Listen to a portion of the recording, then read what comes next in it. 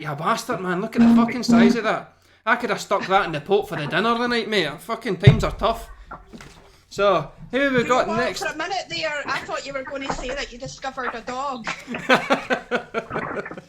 Right, who have we got next? We've got in the things, we've got him here. What's your name again? Your name is, it's Conor, isn't it? Conor Phillip.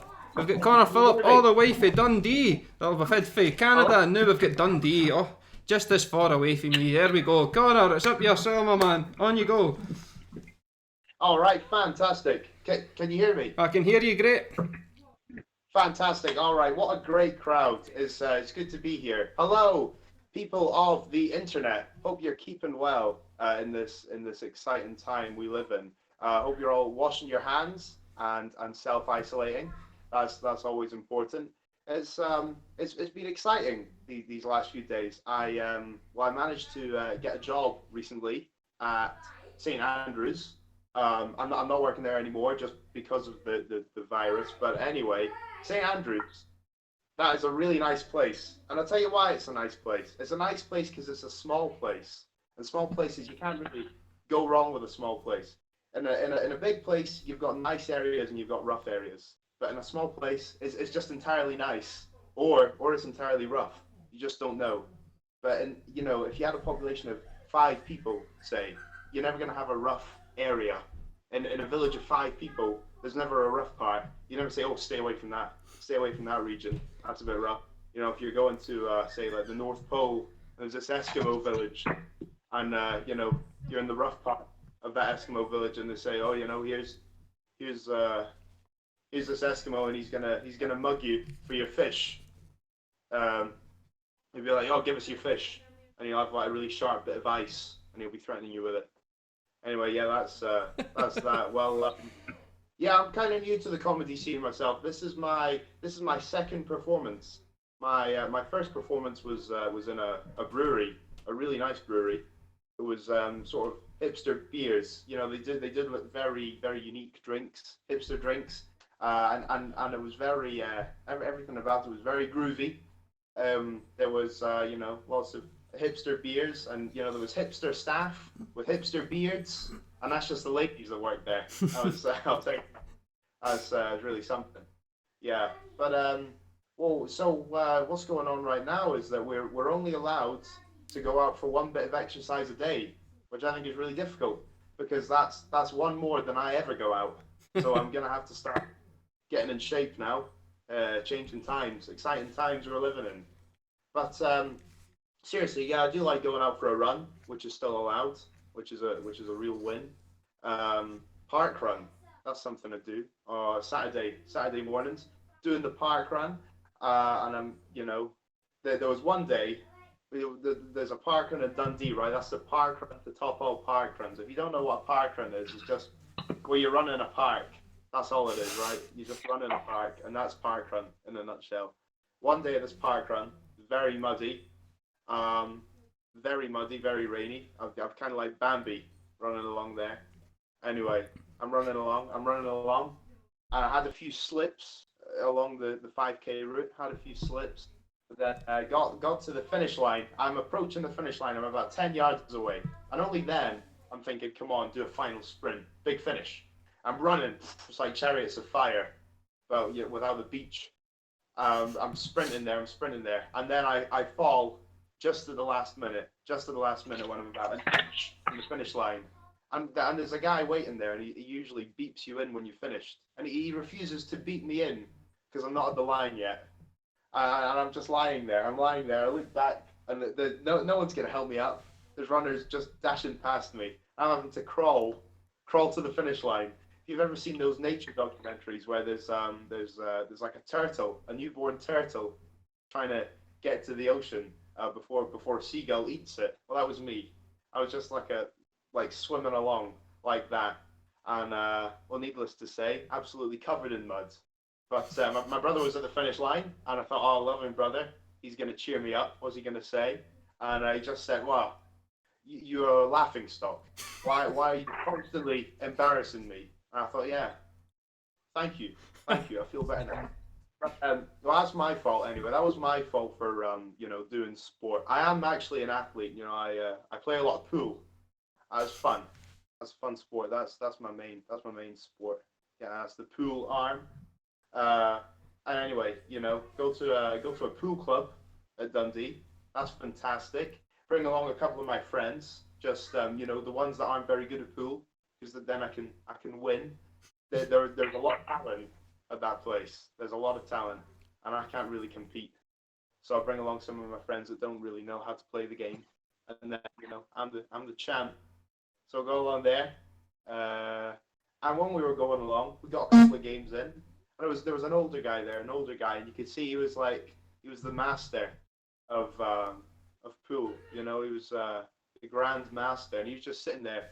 He was like, oh, foolish child, I'll teach you the ways of the pool table. Just do as I do. Just do as I do. And he's giving us tips, and he's saying, all right, Conor, take your shot. Take your shot at the pool table. I'm thinking, okay, take my shot. And he said, what shot should I do? Grand Master, what shot should I take?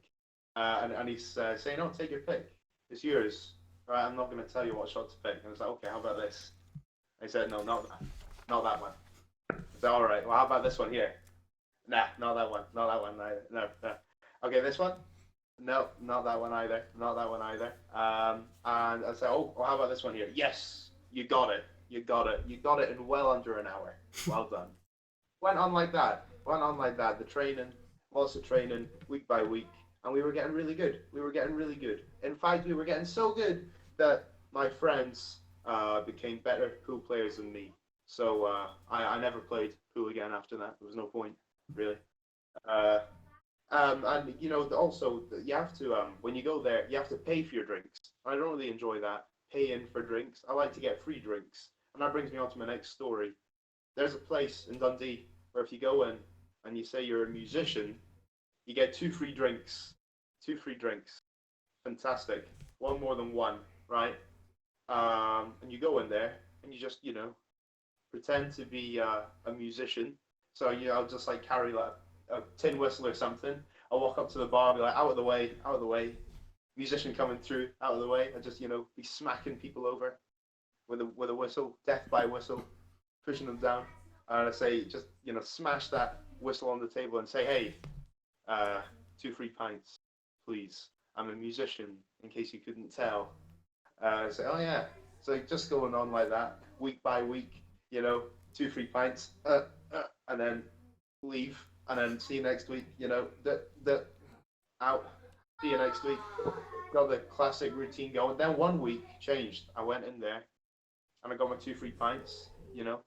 Disappeared in about 2 seconds flat. Then someone grabbed me by the shoulder and said, "Hey, you're a musician, aren't you?" I said, "Oh, that's right. Yeah, I am." They said, "Oh, good. You're a musician, and you can join us at our music session over at that table there." And I thought, "Oh, okay." A bit nervous, so I'm going over there and gathering around the table of doom, and they're saying, "Okay, well, you're new here, so you decide what tune we're gonna play. All right, pick a tune."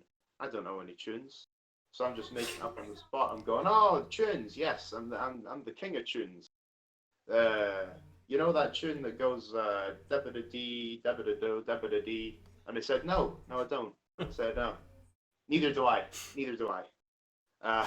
So just left immediately at that point. That was a wild experience. But I'll tell you another wild experience. My final story for this evening, you'll be happy to know. It's you may have heard of a show called University Challenge, right? Well, guess who was on Dundee's team, right? Thank you very much. Yeah, that's right. Dundee's team for Universally Challenged. Anyway, we were just training, getting really good, this team, and then we had to go to Edinburgh to get interviewed, right? And through that interview, they just gave us like general knowledge questions, but then they wanted to talk to each of us just to make sure that we were of the right caliber, the right character to be on the show. And they asked me, they said, "Conor, okay, a few questions, Conor. What's your name, Conor?" And I said, "My name's Conor." And he said, "Thank you, Conor. Very good, Conor." And they said, "Okay, what do you study?" And I said, "I study anatomy." And a couple of them were thinking, "Oh, anatomy. Oh, okay." You know, I said, "Well, what's that? All right." One of them was thinking, "Yeah, wow, anatomy. That's really interesting. What do you do there? What do you do in anatomy?" And I'm saying, "Oh, you know, just cut up bodies. That's what you do, and you just learn from them." And when I was thinking, "Oh, all right, okay." But the thing is, I've never done that before because it's early days on the course. I'm relatively new on the course, and I'll be learning more about that next year. But I've never actually done that, act of cutting into a body yet. Never done that. Never done that. So, but he's going on and he's saying, "Oh, what's it like? Yeah, well, what's it like cutting into flesh?" And I said, "What? What kind of question's that?" So I had to make something up here. I don't know what it's like. I've never done it before. So I just said, it's like a steak." And apparently that's the wrong answer. Saying it was like a steak. They all looked mortified. And after that, I just said, "Oh well, there's nothing to lose now, so I may as well just go the whole hog." So I just said, "Oh well, aren't you going to ask me what it tastes like?" And Dundee never made it to the next round of University Challenge. And yeah, I'd like to. All right, well that is my full set. I'm Conor Phillip. It's been an absolute pleasure performing tonight. All the best. Keep your hands clean. Thanks very much, Conor, my man. It takes a lot of ball to get him to stand up, especially for your second ever show being streamed live on the internet to literally some people. This COVID thing